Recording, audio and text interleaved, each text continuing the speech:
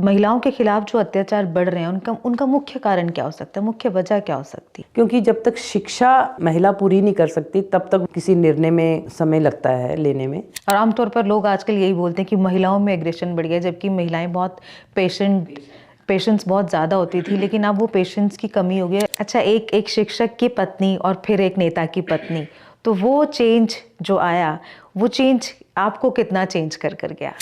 लेकिन मैम, भागीदारी बड़ी कम दिखती है। कई जगहों पे हमने देखा कि महिलाएं, चेहरा सामने है लेकिन पीछे काम उनके हस्बैंड कर रहे हैं या उनका भाई कर रहे हैं। मुझे लगता है कि इस टाइम तो सारी वेट कर रही हैं कि हमें 33% मिले और हम कब फील्ड में आए। इसमें महिलाओं के जो आजकल मुझे लगता है कि जो ड्रग्स में इन्वॉल्व हो रही हैं, उसमें वुमेन ट्रैफिकिंग बहुत ज़्यादा हो रही है।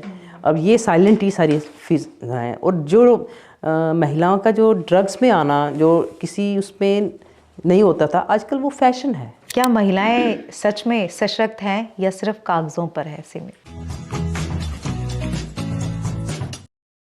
नमस्कार, जेके अपडेट में आपका स्वागत है। मैं हूं साक्षी सभरवाल। मेरे साथ इस समय जो खास मेहमान मौजूद हैं, हालांकि उन्हें इंट्रोडक्शन की कोई खास ज़रूरत नहीं है, वो खुद में एक जाना माना चेहरा है, लेकिन मैं फिर भी आपको बता दूं कि मेरे साथ इस समय मौजूद हैं ममता सिंह जी। सोशल एक्टिविस्ट हैं और प्रेसिडेंट हैं नारी शक्ति संगठन की। ममता जी, कार्यक्रम में बहुत बहुत स्वागत है आपका। थैंक यू, आपका बहुत बहुत आभार प्रकट करती हूँ कि अपडेट ने आज मुझे मौका दिया। साक्षी जी, थैंक यू मैम। इससे पहले कि आगे बढ़े, आपको देख के, चूंकि आपका पॉलिटिकल सफ़र भी है, आप सोशल एक्टिविस्ट भी हैं, बहुत सारी चीज़ों के साथ आप जुड़ी हैं, लेकिन उन सब से अलग सबसे पहले मैं आपके बारे में आपसे जानना चाहती हूँ। आपका फैमिली बैकग्राउंड, आप कहाँ से हैं, कहाँ से सफ़र की शुरुआत हुई, मैं वो जानना चाहूँगी पहले। हाँ, अच्छा है कि आपने परिवार से ही शुरू किया। मैं जम्मू की लोकल हूँ, गोल गुजराल में मेरे जम्मू मायके की हैं। बेटी। जम्मू की बेटी हूँ। और मेरी एक फैमिली बैकग्राउंड यही है कि मेरे पेरेंट्स के जो हैं ज़्यादा डिफेंस में रहे हैं, पुलिस में रहे हैं, आर्मी में। तो मेरे फादर भी पुलिस में थे, ताया जी, चाचा जी आर्मी ऑफिसर, मेरे दादाजी। और हमारी जो ये फैमिली, ये जो मैं जिससे मैं बिलोंग करती हूँ, ये पीओके से आई थी। अच्छा। मेरे फादर जो, मैं उनका जन्म भी वहाँ, सब मेरे चाचा, मेरे बुआ सब हुआ। मेरे दादाजी आर्मी में थे, इस कारण वो तो था। पर जो हमारे पीओके में 35 जो मेंबर थे वो वहाँ पर शहीद हुए उस टाइम। तो ये बहुत लंबी कहानी है और मैं जम्मू की बेटी हूँ।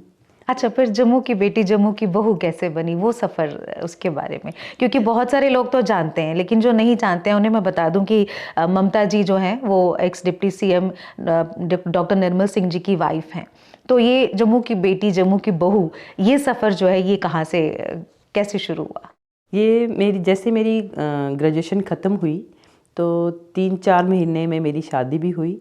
तो घर में ही रिश्ता आया। हाँ, मैं पूछने वाली थी, अरेंज थी या लव थी? बिल्कुल अरेंज मैरिज थी। तो मेरी सिस्टर की शादी हो चुकी थी, तब मेरी ग्रेजुएशन चल रही थी। तो मेरी जैसे ग्रेजुएशन कंप्लीट हुई, अगस्त में मेरा रिज़ल्ट आया, नवंबर में मेरी शादी हुई। तो ये 1 साल पहले ही मेरे जब रिश्ता आया, मेरे भाई के फ्रेंड जो थे, तो उन्होंने ये प्रपोज़ल दिया कि ऐसे ऐसे लड़के, तब डॉक्टर साहब जो थे पीएचडी कर रहे थे। अच्छा। और आर्या कॉलेज लुधियाना में एक सेमी गवर्नमेंट कॉलेज था, उसमें पढ़ाते थे। हिस्ट्री का उनका पास सब्जेक्ट है। तो फिर मेरी मदर ने वेट किया कि नहीं, अब कैसा है, क्या करना चाहिए, नहीं करना चाहिए। तो डॉक्टर साहब बेसिकली बसोली से बिलोंग करते हैं। तो हमने कभी सोचा नहीं कि हम बसोली, कोई हमारा वहाँ है नहीं, करना नहीं। तो वो हमारे भाई के जो मित्र, उन्होंने बताया कि अच्छा है लड़का, हमारे पास रहते थे, ये सब सारा। तो एक संयोग की बात है और बहुत अच्छे से हो गया। और ऐसा जीवन का पार्टनर मिला जिससे मैंने बहुत कुछ सीखा। और उसके बाद जैसे हम कर रहे थे, मुझे फैशन डिज़ाइनिंग, हाँ, मैं कहीं पढ़ रही थी कि आपको फैशन डिज़ाइनिंग का शौक था और आपने किया भी। मुझे डॉक्टर साहब ने वो कोर्स करवाया। 2 साल का कोर्स था, तब बेटा बड़ा छोटा था। फिर मैंने निफ्ट में भी ट्राई किया, वही उसी कलमकारी सेंटर से जहाँ मैंने सीखा, वो भी मुझे रखना चाहते थे। फिर मैं अपना पूरा टाइम नहीं दे पा रही थी कि मुझे हाफ डे का चाहिए था। वो कहते नहीं जी आपको फुल डे करना है जॉब। तो मैंने कहने मेरा तो परिवार पूरा को टाइम नहीं दे सकती। फिर मैंने वो ड्रॉप करके अपना काम स्टार्ट किया। अच्छा। फिर मैंने जब वहाँ अपना घर से ही स्टार्ट किया, सब कुछ बड़ा अच्छा हो गया। अपना काम क्या मतलब उस वक्त क्या शुरुआत उसमें क्या किया था आपने? कि एक्सपोर्ट का कपड़ा लेके यहीं जम्मू से ही लेके हमने खिलौने वाली गली से लेके, और वो हमने क्विल्ट कवर बनाए, उस पर एम्ब्रॉयडरी थोड़ा सा डिफरेंट करे, हैंड एम्ब्रॉयडरी की गई। अच्छा। क्रोशिया के टेबल क्लॉथ बनाए गए, उसमें उसकी बाउंड्री बनाई गई, ऐसे कुछ करके ना डिफरेंट, जो मार्केट में नहीं मिलता। हाँ हाँ हाँ हाँ। और मेरे हाथों हाथ वो सामान सेल हो गया, और था कि हम इसको आगे बढ़ाएं। तो गांधीनगर में ही मैंने उसकी एक प्रीति कश्यप थी, डॉक्टर प्रीति कश्यप, उनके घर में ही हमने वो रखा, शुरुआत करी। और यही था कि हमने आगे इसको और ऐसे अगले साल करेंगे। तो मैं कहूँगी कि मेरा बैड लक था उस टाइम कि मुझे बंद करना पड़ा, क्योंकि उनकी शादी होगी, वो बाहर चली गई। तो फिर मैंने यूनिवर्सिटी, मुझे ऑफ़र आया कि यूनिवर्सिटी में प्री स्कूल स्टार्ट हुआ है, तो आप वहाँ। फिर मुझे था कि नहीं, मैंने अपना काम स्टार्ट किया, तो फिर वो घर का पूरा बच्चे डिस्टर्ब हो गए, तो मैंने वो ज्वाइन कर लिया। तो आज मैं वहीं पर काम कर रही हूँ पिछले 28 साल से। अच्छा, अब ये तो रही आपका फैमिली का जो सफ़र रहा अब तक का। हालांकि आप एक बहुत अच्छी माँ हैं, बहुत अच्छी सास भी हैं, वो चेहरे भी, उन पे भी हम बीच बीच में ज़रूर बात करेंगे। लेकिन चूँकि आप महिलाओं के सशक्तिकरण से बहुत गहराई से जुड़ी हैं, आप चाहती हैं कि महिला सशक्त हो, और लंबे समय से आप उस पर काम भी कर रही हैं।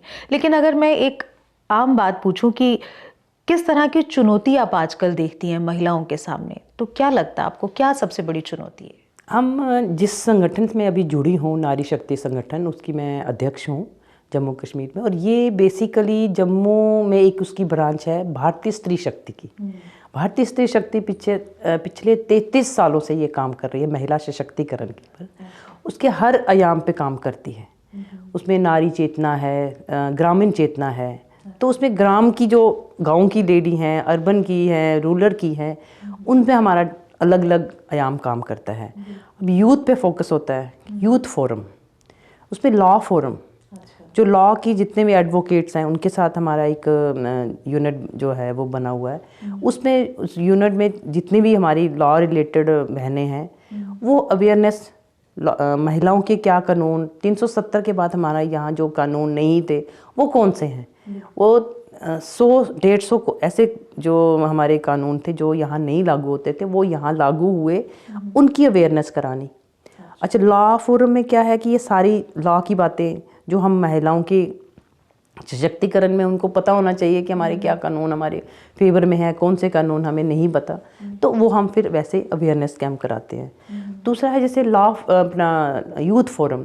यूथ फोरम में जो यूथ अपने कोई भी गेम खेल रहा है, उस पर कहाँ से उसका लक्ष्य क्या होगा, कि उसी खेलते खेलते उसको अगर अवार्ड्स भी मिली हैं, सर्टिफिकेट्स भी उसके पास आ गए, और उसके पास जॉब होनी चाहिए उसी के रिलेटेड, तो वो वहाँ तक उसको वहाँ पहुँचाना। दूसरा इसका मेन क्या है कि जो ग्राम में लेडी काम कर रही है, वो गांव से बाहर ना जाए, उसको वहीं पर उसके सेल्फ हेल्प ग्रुप बने हों, उनके साथ कोई काम से जुड़ी हो, जो वो करती है ना, कमेटियाँ डालती हैं, फिर वो बैंक में जमा करती हैं, उसके बाद उनको इंटरेस्ट पे उनको लोन मिलता है। तो उसमें वो काफ़ी फोकस मैं देखा कि रूरल एरिया में जो लेडीज़ काम कर रही हैं, वो अपना छोटा मोटा बच्चों को काम खोल के दे रही हैं। कोई ऑटो लेके अपना कलेक्शन करके ऑटो लेके दे रही है, कोई अपनी दुकान उसने बना के दे दी बच्चे को, मुर्गी पालन है, गाय का बकरी पाल ली, तो शहद की जो मिलती हैं पेटियां मिलती हैं, वो एसटी वुमेन को मिलती हैं, जो एसटी, तो वो वहाँ तक दिलवानी। तो ये सारी जो हैं रूरल एरिया की जो स्कीम्स हैं, महिलाओं को कितनी मालूम होनी चाहिए, वहाँ तक उनको पहुँचाना, उनको कहाँ दिक्कत आ रही है, तो ये महिला सशक्तिकरण जो है उस पर हमारा मेन फोकस रहता है। अच्छा, आर्थिक रूप से आत्मनिर्भर महिलाओं को बनाने के लिए क्या लगता है आपको, सबसे बड़ी मुश्किल क्या आती है आपको? क्योंकि आपने अर्बन एरियाज़ में भी देखा, रूरल एरियाज़ में भी देखा, तो क्या सबसे बड़ी मुश्किल आपको लगती है? साक्षी जी, ये एक बहुत इम्पॉर्टेंट क्वेश्चन है जो आपने एक यहाँ उजागर किया है। उसमें हर महिला चाहती है मैं अपने पैर पे खड़ी हो जाऊँ। तो मुझे लगता है कि जो अर्बन से जो रूरल एरिया में लेडीज़ रहती हैं वो एक एनजीओ के साथ जुड़ी हुई हैं, सेल्फ हेल्प के साथ जुड़ी हुई हैं, जो समूह बने हुए हैं इनके, वो उस समूह में, एक समूह में 10 हैं, कईयों में 12 भी हैं। तो 10-10 लेडीज़ जो हैं वो जिसके साथ वो कमेटीज़ डालती हैं, वो समूह बन गया, फिर वो खुद मैनेज करती हैं कि इस बार हमने किसको कमेटी देनी है, किसको लोन देना है, वो बैंक में जमा कराती हैं। तो उनका बड़ा अच्छा सिस्टम है। मैं अभी पीछे बसोली गई थी तो वहाँ पर एक दिव्या जी काम कर रही हैं, तो उनका पिछले 3 साल से वो चल रहा है। मैं तीसरी बार गई उनके पास, तो उन्होंने प्लेट्स, जो पेपर प्लेट्स होती हैं, पहले वो थर्मोकोल की थी, वो बैन होगी, फिर उसने पेपर प्लेट्स, उसका सारा मटेरियल जयपुर से आता है। अच्छा। आप देखिए एक बसोली के छोटे से गांव में उसने स्टार्ट किया है। उसके पास 4 ऐसी मशीनरीज रखी हैं, मल्टीपल है। एक में धूप बनाती है, एक ऑर्गेनिक धूप बनता है, मंदिरों में जाता है, शॉप्स में, वही कि घर में एक शुद्ध वातावरण रहे। और जो पेपर प्लेट बना रही हैं, उस पेपर प्लेट में वो अपनी, उसने शॉप भी खोली है। और वो अब तो उसको ऑर्डर आ रहा है, पहले कहती थी नहीं मैं खुद स्कूटी लेके खुद लोगों की शॉप तक जाता कि मेरे से लीजिए। तो ये है कि उसने मेहनत करी, आज उसने लोन भी लिए हैं, उसी से लोन लिए हैं समूह से। अच्छा। तो 7,000 महिलाएं उसके साथ जुड़ी हुई हैं। वाह, 7,000 महिला। तो आप ये कहेंगे कि महिला अपने पैर पे खड़ी है, वो खुद भी खड़ी है और उन 7,000 महिलाओं को भी वो दे रही है। अच्छा, एक बात और मैम, आमतौर पे नारी सशक्तिकरण की बात तो होती है, कागजों पे तो जोरों शोरों से है, लेकिन ज़मीनी स्तर पर नारी सशक्तिकरण कितना आपको लग रहा है कि वाकई हाँ है, ये इतना है? अब मैं देखूं कि एक जगह जाती हूँ तो लगता है कि बड़ा अच्छा यहाँ, दूसरी जगह लगता है उनको पता ही नहीं है। तो ये है कि हम कंपैरिजन ऐसे करें तो मुझे लगता है कि अब बहुत काम करने की ज़रूरत है। तो उसमें मुझे लगता है कि महिला सशक्तिकरण में आप कहेंगी अभी कंप्लीट सब कुछ हो गया, ऐसा नहीं है। अच्छा, डिजिटल एजुकेशन की बात हम बहुत सारे लोग करते हैं आमतौर पे, लेकिन महिलाओं में डिजिटल एजुकेशन को लेकर आप क्या देखते हो कि किस हद तक है और क्या इस पर और काम करने की ज़रूरत है? हाँ, इसमें डिजिटल तो बहुत अवेयर है, ऐसा नहीं है कि उनको मालूम नहीं। अब आप देखो छोटी सी उसने दुकान खोली, चाहे वो सब्जी वाली है, उसने QR कोड रखा है और वो पेमेंट सीधी उस पर हो रही है, तो उसको डीलिंग करना तो आता ही है ना। और दूसरा आप उसके फ़ोन, एंड्रॉयड फ़ोन उसके हाथ में है, स्मार्टफोन उसके हाथ में है, तो वो खुद सीख रही है, बच्चों से भी सीख रही है। अब मैं अपनी बात करूं, जब मेरे पास आया तो थोड़ा सा दिक्कत तो आई, पर जब हम खुद उसमें इन्वॉल्व होंगे, कैसे करना है फंक्शन, हमें बच्चों ने सिखाया कि नहीं मम्मा ऐसे नहीं, ऐसे करना है। मेरे छोटे बेटे ने बहुत मुझे हेल्प करी कि मुझे बताया गया। पर हमें अब जैसे लगा कि बाकी महिलाओं को कैसे मिलेगा, उस पर मैंने हमारे जगह जगह हमारे डिजिटल अवेयरनेस हम वो कैंप्स लगाते हैं। जब आप ग्राउंड में निकलेंगे, पब्लिक में जाएंगे, वहाँ की क्या डिमांड्स हैं, हमें क्या सप्लाई करना है, वो हमारे ध्यान में आ जाता है। अच्छा, बहुत सारी हमने चीज़ें देखी, महिलाओं को शिक्षा पर बहुत ज़ोर दिया जाता है, बेटी बचाओ बेटी पढ़ाओ पर बहुत ज़्यादा ज़ोर है, लेकिन फिर भी अगर हम आंकड़ों पर नज़र डालें तो बहुत ऐसी बच्चियां हैं, महिलाएं हैं जो पढ़ना चाहती हैं, कुछ ड्रॉप आउट्स हैं, कुछ किसी रीज़न्स की वजह से पढ़ नहीं पा रही हैं। तो आपका संगठन उन बच्चियों की पढ़ाई के लिए क्या कुछ स्पेशल एफर्ट लगा रहा है और क्या और काम उन पर होने चाहिए ताकि बच्चियों की पढ़ाई कम से कम वो सुनिश्चित की जा सके? हाँ, ये आपने बहुत अच्छा एक क्वेश्चन किया है, क्योंकि जब तक शिक्षा महिला पूरी नहीं कर सकती तब तक वो आगे उसको किसी निर्णय में समय लगता है लेने में।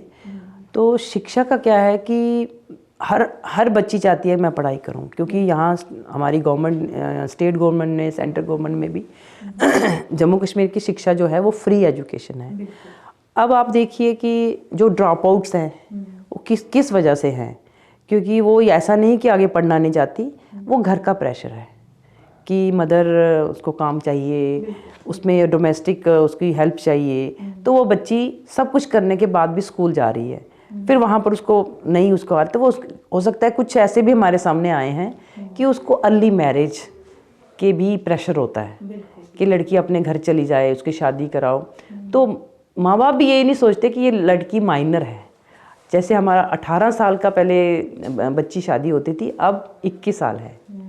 तो क्यों 21 साल हुआ? क्योंकि लड़की मैच्योर्ड हो जाए और वो आगे जो हमारी भविष्य में माँ बनेगी उसकी बॉडी पैसे पूरी डेवलप हो जाए, उसको वो अच्छी माँ बने, अच्छी पहले उसको एजुकेशन मिले, अच्छी उसको एम्प्लॉयमेंट मिले, अपने पैर पे खड़ी हो जाए। मैं कहती हूँ कि सबसे ज़्यादा जो हमारे संगठन में जो हम कहते हैं कि हम शिक्षा के ऊपर ज़्यादा, हमारे 5 सूत्र हैं: शिक्षा, स्वास्थ्य, स्वावलंबी, आत्मसम्मान और लिंग भेद। ये पांचों पे हम फोकस करते हैं कि शिक्षा में अगर उसको कहीं दिक्कत आ रही है, हमारे साथ जो कोई उसके हमारे कांटेक्ट में कोई आ जाता है, तो हम उसकी वो दिक्कतें पूरी करने में हम पूरे सक्षम हैं, वहाँ उसकी हेल्प करते हैं। कहाँ उसको हेल्प चाहिए, क्योंकि महिला एक शिक्षित होगी तो वो आगे का परिवार भी वो खुद पढ़ाएगी। एक नहीं 2 परिवारों को वो पढ़ाती है, अपना भी, अपने भाई बहनों को भी और आने बच्चों को भी। और उसके बाद उसको तभी शिक्षा जब पूरी होगी अगर वो स्वस्थ होगी, मेंटली वो फिट होगी, शारीरिक भी और मेंटली भी, तभी वो अपना अच्छे निर्णय ले सकती है। मुझे कौन सी फील्ड में जाना है, यूनिवर्सिटी तक पहुंच गई, फिर मुझे कौन सा कोर्स करना है, मुझे नेट सेलेक्ट करना है, मुझे जॉब करना है, मुझे पीएचडी करना है। तो ये सब कुछ चीज़ें वो तभी होगा जब उसकी एजुकेशन पूरी हो जाएगी। और उसके बाद स्वावलंबी, अपने पैर वो तभी खड़ी हो सकती है जब उसकी शिक्षा और स्वास्थ्य अच्छी रहेगी, और शिक्षा अच्छी प्राप्त हुई तो वो खुद निर्णय ले सकती है। तो ये सब। और दूसरा सबसे बड़ी बात है महिला को आत्मसम्मान। उसको चाहे वो वर्क प्लेस में भी होगी उसको रिस्पेक्ट चाहिए, घर में भी होगी उसको रिस्पेक्ट चाहिए। तो वो रिस्पेक्ट तभी होगी जब वो उस स्टेज पे होगी, तो खुद भी कुछ देना पड़ेगा। रिस्पेक्ट दोनों साइड से, एक हाथ से ताली नहीं बजती, दोनों हाथों से ताली बजती है। और तीसरा जो हमारा 5वां सूत्र क्या है, लिंग भेद। हम महिला पुरुष एक ही समान नज़र से देखते हैं। और तीसरा हमारा थर्ड जेंडर, उसको भी उतनी ही रिस्पेक्ट मिलनी चाहिए समाज में। जो हम कुछ कमियां रह जाती हैं पीछे, हमने यही भी एक ट्रांसजेंडर का भी हमने अवेयरनेस कराई बच्चों के स्कूल में जाके। विद्यावार्ती का स्कूल था, उसमें हमने अपनी बहन एक वो एमए कर रही थी, उसको हमने अपनी कहानी उसने सुनाई। फिर अपने कहा कि अब कैसे रिस्पेक्ट हम कहते हैं ना कि हाँ जी, ये उसको बड़ी अलग सी नज़र से हम देखते हैं कि वो बच्चों के साथ फैमिलियर हो और बच्चे उनके साथ कैसे बात करें, तो उनको वैसा ही जो जैसे औरत है मर्द है वैसे ही उनको भी समझना है, तो उसको पूरी रिस्पेक्ट मिलनी चाहिए। ये हमारा नारी शक्ति का जो संगठन का कार्य है वो जो हम कर रहे हैं, फोकस यही रहे। अच्छा, अगर मैं संगठन की उपलब्धि की बात करूं तो उपलब्धि क्या है और क्या आप उस जगह तक पहुंच गए हो जहां पर एक संगठन को अब संतुष्टि मिल जाती कि हाँ हमने वो पा लिया जिस पर हम काम कर रहे थे, या अभी कुछ बाकी है? नहीं, अभी तो बहुत कुछ बाकी है। अगर संतुष्टि होगी तो फिर वो पूर्ण विराम लग जाता है। हम उस पर अभी नहीं कर रहे क्योंकि अभी बहुत फोकस करने की, जो मैंने ये 5 सूत्री बताए हैं, इस पे भी हमें अभी बहुत काम करना है। अभी हमारे जम्मू का जो मेन शहर है उसकी यूनिट बना हुआ है, फिर हमारा जम्मू महानगर का हो गया, फिर हमारा जिलों में जाएगा, फिर हमारा विभाग में जाएगा, तो ये डाउन टू छोटी इकाई तक जाएगा। तो वो हम उस पर लगे हुए हैं। दूसरा जो आपने कहा कि महिलाओं को कितना मतलब उस पर पहुँचे उस लक्ष्य तक या नहीं, मैं आपको बताऊं 2016 और 17 में हमारा एक सर्वे हुआ, status of women in border area and status of women in prison. तो ये हमारा एक बहुत ग्राउंड में जाके करने वाला एक सर्वे था, जिसमें महिलाओं के स्वास्थ्य, महिलाओं की शिक्षा और महिलाओं की स्वावलंबी, इन तीनों की बातें, जो छोटी छोटी जो बातें थी जो कभी हमने सोची नहीं, उसमें 102 या 110 क्वेश्चन थे उस क्वेश्चनरीज में। उसको फिल करने के लिए हमें 35 मिनट्स लगते थे। अच्छा, एक फॉर्म को फिल करने के लिए। और हमने 33 एरिया में जो गांव थे वो हमने सेलेक्ट किए बॉर्डर एरिया के। अच्छा। तो यहाँ आप बॉर्डर जो हमारा जम्मू कश्मीर का है, सांबा से शुरू हो जाते हैं, कठुआ से, कठुआ का फिर सांबा, पलांवाला, अखनूर, राजौरी। हम पुंछ नहीं गए, हमने 10 ज़िले सेलेक्ट किए। उसके बाद हमारा बांदीपुरा, पहलगाम और उसके बाद चाइना बॉर्डर। ये सारा जो एरिया था, यहाँ पर महिलाएं बॉर्डर पे कैसे, क्यों हम रोज़ देखते थे कि जब शेलिंग होती थी पाकिस्तान की थी, वो सारा सामान उठा के बच्चे डिस्टर्ब, उनकी एजुकेशन डिस्टर्ब, महिलाओं को मेंटली टॉर्चर जो होता था कि मेरा घर छोड़ दिया मैंने, मेरे जानवर, मेरे पशुपालन, सब परिवार। और वो मैक्सिमम हमारी बॉर्डर की जो लेडीज़ हैं वो उनके हस्बैंड फ़ौज में या पुलिस में होते हैं, आर्मी में होते हैं, तो वो अकेली, उनके सास ससुर भी साथ में, उनके वो ट्रैक्टरों पे या ऐसे सामान आ रहे हैं, तो वो बड़ा अकेले जिम्मेदारी निभा रही होती है। तो वहाँ पर हमने जाके जब देखा ग्राउंड पे जाकर, और सीधा बॉर्डर पे अपना आर्मी वहाँ की पाकिस्तान की ऑर्डर भी देख रही है, कि हमें वहाँ जाके थोड़ा सा डर लगा। और वहाँ पर हमने जब महिलाओं को क्वेश्चन करते थे कि आप खुश कैसे रह सकती हैं, हम प्रगवाल चिकन नेक के बॉर्डर पर जब गए तो महिलाएं ना सत्संग कर रही। तो हमने कहा कि वहाँ इतनी शेलिंग हो रही, और कहते हैं मैडम जी मरना होगा तो इधर ही मर जाएंगे, भगवान का नाम ले रहे हैं, हम खुश हैं। जब हमने क्वेश्चन किया, कहते हमें कोई दुख नहीं है, बॉर्डर पे रह रहे हैं, हमें भी बंदूक दीजिए, हम भी बॉर्डर में जाके उनको फौजियों को जो हमारे मारे हैं हम उनको साथ बदला ले सकते हैं। तो वो निडर महिलाएं जो हैं, वो मैं कहती हूँ महिला के अंदर वो शक्ति है जो किसी दूसरे में नहीं हो सकती। तो वो हर चुनौती को वो पार करती है। और वो वहाँ पर हम जब देखा, जहाँ पर जो रिपोर्ट बनी, जब हम एक जगह गए कि यहाँ जी बंकर नहीं है, कम्युनिटी बंकर हमने देखे। मैं वही पूछने वाली थी कि क्या आपको वहाँ पे मुश्किलें लगी उन महिलाओं को देखकर, उनके जीवन को देखकर, रोज़मर्रा की अगर मुश्किलों को देखें तो किस तरह की मुश्किलें आपने उस समय सर्वे में नोटिस की? बहुत महिलाओं में तो बहुत ज़्यादा थी। उसमें क्या होता कि जब हम जाते थे ना, तो महिलाएं ना सारी इकट्ठी होके आ जाती थी। बुजुर्ग महिलाएं भी, उनको सोचते शायद हमें पेंशन लगाने के लिए कोई टीम आई है। तो हमने कहा कि अपनी बहुओं को भी ले आओ। कहते नहीं, कुछ जो बात ना हमारे से पूछो, उनसे क्या पूछना है। तो ये भी एक बड़ा हमें अजीब सा लगा। तो धीरे धीरे वो फिर दूसरी महिलाएं भी आई, छोटी भी आई, तो यंग महिलाएं, उसमें क्या कि स्कूल कॉलेज की बच्चियां भी, कुछ ने ड्रॉप आउट्स थी। नहीं मैम हमारे पास जाने का कोई साधन नहीं होता था, सुबह जाना हमने रात हो जानी, सांबा से निकलना तो हमने बॉर्डर पे कैसे पहुंचना, घर पहुंचना मुश्किल हो जाता। वो हमें फोकस में हमारे ध्यान में आया कि यहाँ पर जो है ट्रांसपोर्ट की कमी है। फिर उसके बाद जब बंकर्स की बात हुई कि यहाँ बंकर, कम्युनिटी बंकर है, तो यहाँ पर अपने घर, कहते हैं यहाँ मैक्सिमम हमारी डेथ शेलिंग के टाइम में, तब बंकर्स में जब हम भाग के जा रहे होते हैं तब होती है। क्योंकि वो उन्होंने वैसा फोकस किए होते हैं कि जो भाग रहे हैं उनको टारगेट करो। ओहो, अच्छा, मतलब वो दूर होने की वजह से उनको भाग के वहाँ जाना पड़ता था, तो रास्ते में ही वो शूट आउट कर देते हैं। उन्होंने फोकस किया होता है। पाकिस्तान के रेंजर्स ने काफ़ी हमारी वहाँ शेलिंग उस टाइम वो होती। फिर हमारे ये डिमांड आ गई कि हमें कम्युनिटी बंकर से हमें पर्सनल बंकर हो। हाँ, फिर वो सारी रिपोर्ट बनी, कितने यहाँ पर आधार कार्ड नहीं हैं, कितने पैन कार्ड नहीं बने हैं, कितने के वोटर नहीं हैं, ये सारी छोटी छोटी जो थी हमारी डिटेल में आ गई। और फिर उसके बाद जो रिकमेंडेशन गई हमारी, हमने स्टेट गवर्नमेंट को दी कि उसमें बंकर्स नहीं है, कम्युनिटी बंकर्स के बजाय हमें पर्सनल बंकर्स मिलने चाहिए। फिर वो सेंट्रल गवर्नमेंट के पास गई रिकमेंडेशंस। तो ये हमारी सिर्फ जम्मू में ही 2 सर्वे हुए टॉपिक पे, इस टॉपिक पे। उस टाइम में 2019 या 20 में इसका कोविड के बाद फिर इनॉग्रेशन हुआ, तो 30 किताबें थी ये रिपोर्ट की, status of women in India. अच्छा।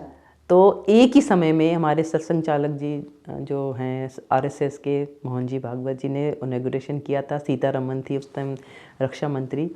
तो बहुत ही ऐसा रिकॉर्ड पहले कभी नहीं था, जो ये सर्वे रिपोर्ट की जो हमारी किताब बनी, एक ही समय में 30 किताबें जो थी वो लॉन्च हुई।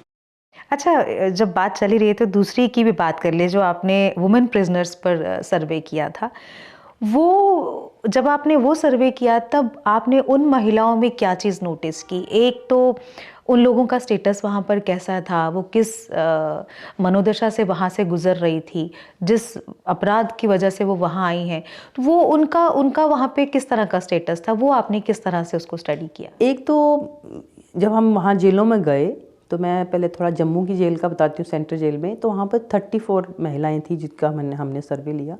तो उसमें कुछ सेपरेटिस्ट भी थी। तो वो भी अपने आप को बहुत ज़्यादा मान रही थी कि हम हमने अपने आज़ादी के लिए बहुत कर रहे हैं, तो मैंने कहा नहीं, आप देशद्रोही का काम कर रहे हैं, आप कोई अच्छी बात नहीं कर रहे। तो हमने ये भी वहाँ पाया गया कि 2 महिलाएं ऐसी थी वहाँ पर, बाकी जो थी कुछ तो ज़बरदस्ती था कि भाई हमें क्राइम नहीं किया। अच्छा। मैक्सिमम कुछ जो थी वो साइलेंट थी, जिनसे गलती हुई थी वो मान रही थी, उन्होंने बात नहीं की। कुछ ऐसी थी कि मेरी गलती से उसको आग लग गई बहू को, तो मैं ही घर में थी तो मेरे पर ये है। तो मेन वहाँ भी हमें जो उन्होंने नहीं बताई, कुछ हमने अपनी आंखों से देखी, वो हमने रिकमेंडेशन में डाली, क्योंकि वहाँ सर्वे में हम उसको एक्सपोज नहीं कर सकते थे कि ये क्या, हम कुछ देखी जो अपनी आंखों से देखी गई वो भी। और श्रीनगर की जो रिपोर्ट्स थी उसमें भी यही पाया कि वहाँ भी क्राइम हुआ, अपने हस्बैंड को ही मारा हुआ था, पर वो नहीं मानती थी कि हमने क्राइम किया। हमें ज़बरदस्ती, जहाँ गलती से हमें, वो भी ये मानने को भी तैयार नहीं थी कि हमारे से गलती हुई है। जम्मू वाली फिर लड़कियां थोड़ी मान रही थी, उन्होंने कहा कि नहीं, हमें फंसाया गया है। जब हम वहाँ क्वेश्चन किया गया कि यहाँ घर से और यहाँ क्या आपको, कहते हमने तीन टाइम का जो खाना, हमारा एक क्वेश्चन था कि आप खाना कितने समय लेती हैं, तो कहते हमने घर में तो 2 ही टाइम में लेती थी, यहाँ आके हमने 3 ब्रेकफास्ट भी करते हैं, लंच भी करते हैं और डिनर भी करते हैं, और यहाँ हम अखबार भी पढ़ते हैं। अच्छा। और उर्दू पढ़ना भी यहाँ सीखा। हमें तो घर में समय नहीं लगता था पारिवारिक घरेलू काम करने में। और उसने कहा कि हम यहाँ टीवी भी देखते हैं, और मैंने पार्लर का काम सीखा है, मैं घर वापस जाके मैं पार्लर खोलूँगी। कारपेंटिंग का पूरा काम सीखा है, कुछ क्लीन बना रही थी। अच्छा। कारपेंटिंग का काम भी कर रही थी, क्राफ्ट का भी कर रही थी। तो ये है कि वहाँ वो मान रही थी कि हमें गलती से हुआ है और हम बाहर जाके हम अपना बिजनेस खोलेंगे। यहाँ जम्मू की जो सेंट्रल जेल की थी लेडीज़ थी, कुछ डरी हुई थी। ऐसा लगता था कि कुछ प्रेशर है, कुछ नहीं, ज़्यादा नहीं बताना। कुछ जो बाहर की थी, जम्मू से बाहर की कुछ ऐसी थी, तो उन्होंने बताया कि नहीं, हमारे साथ कुछ गलत हुआ था, इसलिए हमने उसको मारा और मैं उसकी सज़ा भुगत रही हूँ। और एक ने अपने हस्बैंड को मारा था, जो कहीं बाहर उसने रीमैरिज कर ली थी। अच्छा। तो उसके बच्चे जो थे वो SOS होम में थे। तो इस तरह से वो कुछ ऐसी थी, पर वो पूरी तरह से बता नहीं पा रही थी, और लगता था कि कुछ ना कुछ ये बीच में गलत है। जेलों में भी है, तो वो काम भी सीख रही हैं, वो सारा अपने पैरों पे भी वो आगे जाके खड़े होना। अच्छा, आपने वो सब देखे, हालात भी देखे, क्या लगा आपको कि महिलाओं के खिलाफ जो अत्याचार बढ़ रहे हैं, उनका मुख्य कारण क्या हो सकता है, मुख्य वजह क्या हो सकती है? इसमें क्राइम का क्या है कि जो हमने वहाँ देखा तो वो तो नहीं मान रही थी। क्राइम ये है कि एग्रेसिव हो जाना और अपना गुस्सा कंट्रोल नहीं कर पाना, फिर पछताना। और वो भी है, साथ में कुछ ऐसी होती हैं कि हाँ जी, हमें महिला कानून का मिसयूज़ होना। और ये चीज़ जो आजकल कहते हैं ना कि कुछ चीज़ें सहनी पड़ती हैं, वो आजकल पेशेंस ख़त्म हो गई, एग्रेशन बढ़ गया। और आमतौर पर लोग आजकल यही बोलते हैं कि महिलाओं में एग्रेशन बढ़ गया, जबकि महिलाएं बहुत पेशेंस बहुत ज़्यादा होती थी, लेकिन अब वो पेशेंस की कमी हो गई है, एग्रेशन बढ़ गया है। पेशेंस जो है महिला का एक गहना है। बिल्कुल।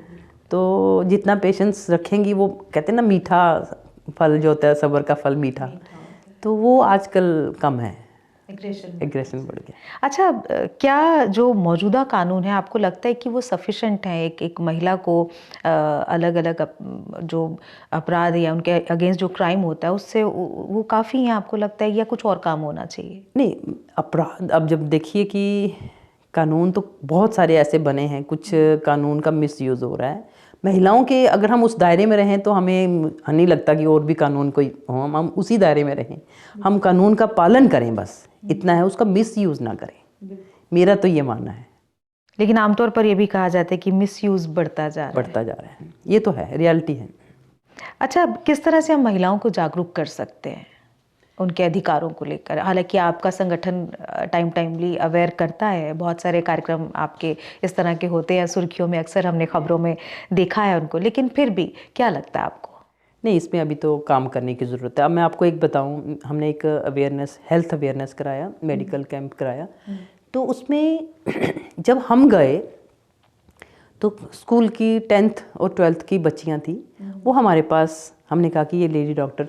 अब वो बच्चों के इतने क्वेश्चन थे, हमने नहीं कभी सोचा था कि भाई ये बच्चों के, जब लेडी डॉक्टर गई और बच्चों के हर उस 30-40 जो बच्चियां थी सब ने क्वेश्चन की, तो वो लेडी डॉक्टर बाद में कहती कि मैम इनमें बच्चों में ना बहुत अवेयरनेस है, तो इनकी अभी एक कैंप हम और भी लगा सकते हैं। तो ऐसे करके कि बच्चों में क्यूरियोसिटी, जो टीनेज बच्चा है उसकी जो बॉडी में जो उसकी डेवलपमेंट हो रही है, उसको उसके बारे में मालूम होना चाहिए। जो हम कहते हैं कि नहीं बच्चों को थोड़ा तो अवेयर हमें करना पड़ता है, तो वो क्यूरियोसिटी जो थी हेल्थ अवेयरनेस में हमें सामने आया।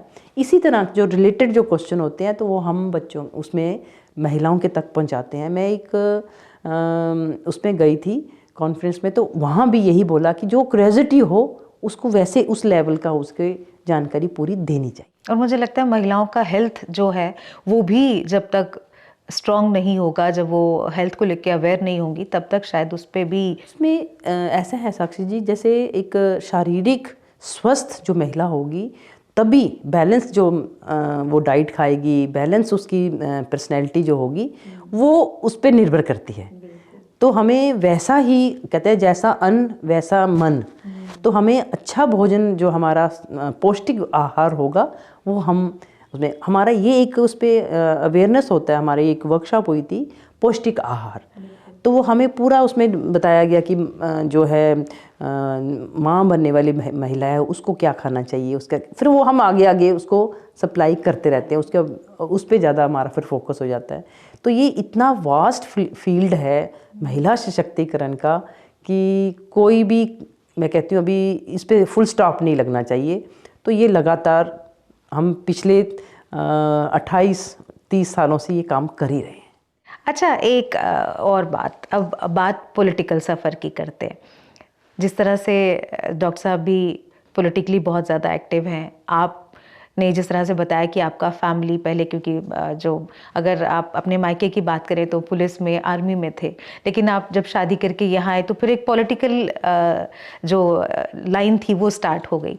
आप खुद भी पॉलिटिकल लाइन में आ गई, सर भी हैं, तो वो एक फैमिली में चेंज जो आया उसको आपने किस तरह से लिया? क्या मुश्किलें उस समय हुई और क्या अच्छा लगा उस वक्त कि हाँ ये तो मिसिंग था पार्ट, तो वो नहीं, कैसा उसमें था? मुझे कुछ अलग से नहीं लगा, क्योंकि बेसिकली डॉक्टर साहब एक टीचर, तब मेरी तो शादी टीचर के साथ हुई, तो फिर यूनिवर्सिटी प्रोफेसर हुए, तो उसमें बहुत कुछ सीखा मैंने। और दूसरा क्या होता है कि एक होता है कि अपने में आपको कॉन्फिडेंस होगा, आप किसी से बात कर सकते हैं। हमारे घर में कोई गेस्ट हो आएगा, उसके साथ कैसा है, फैमिली फंक्शन में कैसा है और पब्लिक में कैसा है। तो समाज में काम करने के लिए पहले आपने अपने करैक्टर जो है उसको ठीक करना है। तो आपके ऊपर कहते हैं ना, ऐसे करने से क्या है, किसी के ऊपर एक उंगली जा रही है, अपने पर 4 हैं। पहले आप अपने आप को सेल्फ देखिए कि मेरा एक वो था कि हम किसी पे उंगली नहीं उठे। तो ये चीज़ है कि मैंने काफ़ी सीखा। और घर में जैसे है, अब पॉलिटिकल लोग तो आते ही थे, उसमें बात करनी है, अगर डॉक्टर साहब घर में नहीं हैं, फील्ड में हैं, तो हमने अटेंड करना है, कैसे करना है, उसकी लिमिटेशन क्या है। तो ये सारी, बच्चे भी घर में हैं, मेरे फादर इन लॉ भी घर में हैं, तो एक परिवार में ये आता है कि बुजुर्ग घर में बैठा हो तो वो बहुत उसमें कॉन्फिडेंस आता है कि मैं अकेली नहीं हूँ।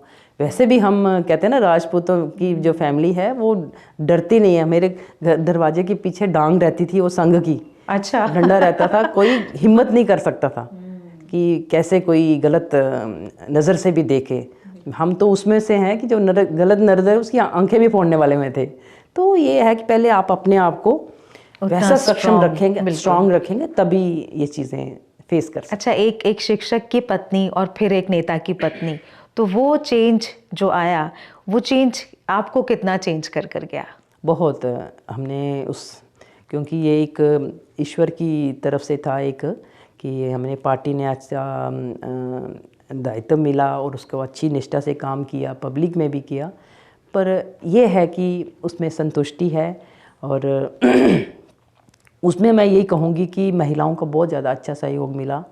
और मैं कहती हूँ कि मेरी मदर का भी मेरे साथ पूरा उन्होंने समय दिया, तो बुज़ुर्गों का भी मिला, मेरी सिस्टर इन लॉ उनकी तरफ से बड़ा आशीर्वाद मिला, अपने भाइयों का, बहनों का, तो ये सब। अच्छा, एक और बात जो मेरी तरह मुझे लगता है मेरे व्यूवर्स के मन में भी होगी बात, नेताओं की ज़िंदगी ऐसी होती है ना जहाँ पे कुछ ना कुछ रोज़ सुर्खियाँ बनती हैं, तो क्या कभी फैमिली में इस तरह से कभी ऐसे हुआ कि कुछ लाइफ में ऐसी बातें आई जिसने आपके पर्सनल लाइफ में कहीं कोई डिस्टर्बेंस लाई, या आप उससे निकल लिए क्योंकि फैमिली सपोर्ट अच्छी थी? नहीं, ऐसी कोई बात नहीं आई कभी भी। तो ये है कि मुझे फील्ड में जो काम करना, जैसे आपने मैं बताया नारी शक्ति का, तो ये सारी फील्ड विजिट जब हुई हमारी इलेक्शन में हुई, जब काफ़ी डॉक्टर साहब ने इलेक्शन लड़े, तो उसमें जहाँ जहाँ मेरा कांटेक्ट होता था मैं जाती थी, तो लोग पूरा सम्मान देते थे। तो ये एक बहुत बड़ी बात होती है कि एक उसकी पत्नी, राजनीतिक की पत्नी, और उसमें वैसा जो कमी वहाँ डॉक्टर साहब नहीं पहुँच सकते, तो फिर उस टाइम हाँ करते थे। उसमें क्या होता है कि आप नहीं पहुँच पाते, वो समय इतना कम होता है कि वहाँ नहीं पहुँच पाते। तो फिर उसके बाद जैसे डॉक्टर साहब बिलावर के विधायक बने, तो फिर मेरा लगातार वहाँ 3-3 दिन जाके, सैटरडे चले जाना, संडे, फिर मंडे को वापस आना, ऐसे करके हमारा 3-3 दिन का वो विज़िट रहता था। तो खुल के सेवा करी जनता की। और मेरे बहुत सारे दर्शक भी जानते होंगे कि भाजपा में भी आपने बहुत अच्छे से अपना काम किया है, आप जाना माना चेहरा हैं पार्टी का। मैम, एक बात और, महिला सशक्तिकरण की बात होती है, जहाँ पर वुमेन रिजर्वेशन की बात करें वो है, या फिर महिलाओं की भागीदारी राजनीति में अगर हम ये कहें, 33% आरक्षण की बात की जाती है कि महिलाओं की है पॉलिटिकली, लेकिन जम्मू कश्मीर में अगर देखा जाए तो क्या लगता है आपको कि वो 33% आरक्षण जो है वो कहाँ पे है? क्या महिलाओं की भागीदारी वाकई ही उतनी है या नहीं? साक्षी जी, अभी 2026 में ये जो है 29 में जब होगा, तो ये 26 में कहा है कि इसको 33 का जो है वो 33% जो है महिलाओं को आरक्षण मिलेगा, और वो 2029 में जो इलेक्शन होगा उसमें वो उनको उसमें पार्टिसिपेशन करने का मौका मिलेगा। तो मुझे लगता है कि 33% तो मिलना ही चाहिए, और 50% जो था वो पंचायती में मिल गया, और DDC के इलेक्शन हुए जिला परिषद की, उसमें भी मिला। लेकिन मैम, भागीदारी बड़ी कम दिखती है। कई जगहों पे हमने देखा कि महिलाएं, चेहरा सामने है लेकिन पीछे काम उनके हस्बैंड कर रहे हैं या उनका भाई कर रहा है। ये पंचायत में देखा गया। हाँ, भागीदारी अभी भी कहीं ना कहीं कम लगती है, वो क्यों? नहीं, उसमें अभी तो मैं कहती हूँ बहुत सारी महिलाएं रेस में आ गई हैं। ऐसा नहीं है कि हर पार्टी में सब अपना अपना जो महिला विंग है उसमें वो तैयार हैं, तो फील्ड में जाती हैं, उनको 100 काम उनके नज़र में आते हैं, तो वो भागीदारी वो उसके सक्षम जब होंगी तभी उनकी, कहते हैं ना, उसकी जो कैपेसिटी, उसको वैसी कैपेसिटी तैयार रखनी है कि वो दायित्व वो निभा पाएगी। तो मुझे लगता है कि इस टाइम तो सारी वेट कर रही हैं कि हमें 33% मिले और हम कब फील्ड में आए। अच्छा, सबसे बड़ा अगर मैं आपके अब तक के सफ़र में अगर सबसे बड़ी चुनौती की अगर मैं बात करूं, तो क्या सबसे बड़ी चुनौती आपको लगती है कि आपने अब तक उसको देखा है? नहीं, चुनौतियाँ तो बहुत हैं साक्षी जी। इसमें महिलाओं के जो आजकल मुझे लगता है कि जो ड्रग्स में इन्वॉल्व हो रही हैं, उसमें वुमेन ट्रैफिकिंग बहुत ज़्यादा हो रही है। अब ये साइलेंट ही सारी हैं, और जो महिलाओं का जो ड्रग्स में आना जो किसी उसमें नहीं होता था, आजकल वो फैशन है। उसे लगता है कि नहीं, हम अगर महिला पुरुष एक है तो उसको पॉजिटिव लें ना, इस तरीके से उसका सम्मान करना, और उसके कि हाँ जी इक्वल हैं हम, तो वो चीज़ नहीं होनी चाहिए उसमें। मैं ये मानती हूँ कि महिला के एक स्टेटस है, पुरुष जो भी कुछ करेगा बाहर करके आएगा, उसको इतना हम उसको सिखा सकते हैं, अपना बेटा है उसको सिखा सकते हैं, आगे आने हमारी जनरेशन है, स्टूडेंट्स हैं, उनको हम सिखा सकते हैं, पर हम ये कि बराबर का रहे। मतलब अपना ही पथ अगर भूल गए तो आप दूसरे को रास्ता दिखा नहीं पाओगे। वही बात है ना। तो अब हम अगर बच्चा भटक गया तो उसको उसी सेंटर में भेजना है कि जो उसमें सुधरे। तो सेम यही चीज़, ईगो जब आ जाती है तो उसमें फिर वो आगे बढ़ जाता काम। तो ये हमें महिला और पुरुष में कोई जो समानता है उसमें हमें इसमें नहीं जाना चाहिए।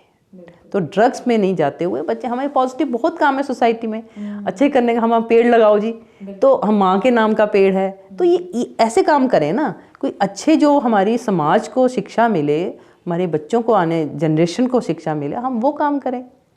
तो ये है कि अभी चुनौतियां जो हैं वो दिनों दिन बढ़ती जा रही हैं। अब मैं कहूँगी कि घरेलू हिंसा बहुत बढ़ रही है। एक हमने सर्वे किया था जब कोविड के टाइम में, उसमें भी हमारी महिला जो वुमेन सेल में थी, तो वो इतनी हैरान हुई कि इतने केस आ गए, तो कोविड में ऐसा क्या हो गया। तो तब वो काफ़ी चीज़ें जो थी, जो एक्सपोज नहीं थी, वो हुई, इस कारण वो लड़ाई झगड़ा बढ़ गया। तो ये समाज में जो हमारी कुरीतियाँ हैं उसको हम सुधारने में, हमारे जो समाज में जो उसको करने में समय तो लगता है। तो मैं कहती हूँ, अगर मैं 28 साल 30 साल से मैं इस फील्ड में हूँ, तो अब हमें भी कोई ना कोई करके काम करना पड़ता है, अवेयरनेस कराना पड़ रहा है। अभी 3 से हमारा 10 तक जो है सावित्री बाई फुले का सप्ताह चल रहा है। अच्छा। तो सावित्री बाई फुले जो है हमारी प्रथम महिला जो थी, वो शिक्षक थी। उसने कैसे अपना समाज में आने के लिए, अपने सुधार करने के लिए, बच्चों की एजुकेशन, और फर्स्ट टीचर थी वो। तो हम उसका मेला, तो इन दिनों में क्या खास रहेगा? अभी हमने 10 और 11 को 2 स्थानों में कठुआ जिला में रखा हुआ है। मैं बिलावर और बसोली में एक जागृति मेला है। जो महिलाओं को अवेयर, जो महिला सेल्फ हेल्प ग्रुप में जो उन्होंने अपने प्रोडक्ट्स तैयार किए हैं, तो वो उसमें डिस्प्ले करेगी। तो उसमें जो कोई लेना चाहेगा तो उसको भी एक सेल्फ कॉन्फिडेंस आएगा कि हमारी महिलाओं की जागृति के लिए मेला है।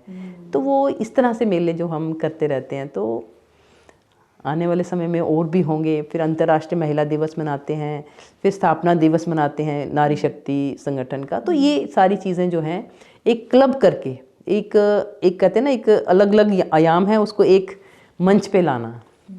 तो इस तरह से हमारे संगठन जो है वो कार्य करती है। और हमारी बहनों को इसी मंच से, हम मीडिया अपडेट से, मैं ये भी गुजारिश करूँगी कि हमारे संगठन के साथ जुड़ें और इसमें आगे बढ़ के हम देखें कि हम एक से करें ना, आइए मिलिए और एक से आगे। अच्छा, एक आखिरी सवाल, क्या महिलाएं सच में सशक्त हैं या सिर्फ कागज़ों पर है सीमित? नहीं, महिला तो सशक्त है, इसमें कोई दो राय नहीं है। महिला के अंदर जो शक्ति है, उस शक्ति का वो सही उपयोग कर रही है।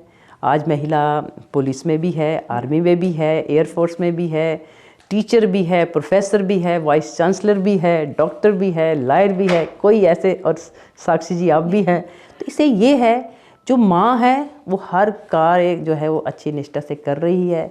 और महिला का जो स्थान है, जो एक रिस्पेक्ट है, वैष्णो माता देवी जो हम कहते हैं उसके चरणों में बैठे हुए हैं, तो हमें वहीं से एक वाइब्रेशन आती है कि हम महिलाओं के लिए जो काम करते हैं उसी का जयकारा लगाते हम आगे बढ़ते हैं।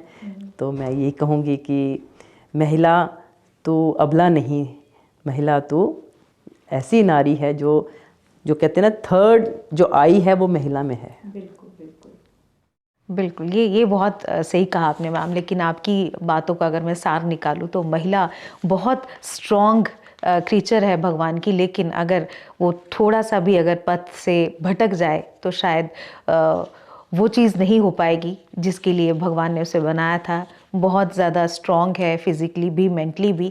लेकिन ये है कि वक्त है अपने आप को पहचानने का। और जिस तरह से मैम आपका संगठन लगातार महिलाओं को सशक्त करने के लिए काम कर रहा है, मुझे उम्मीद है कि आप आगे भी भविष्य में भी इस तरह से काम करती रहेंगी, महिलाओं को सशक्त करेंगी।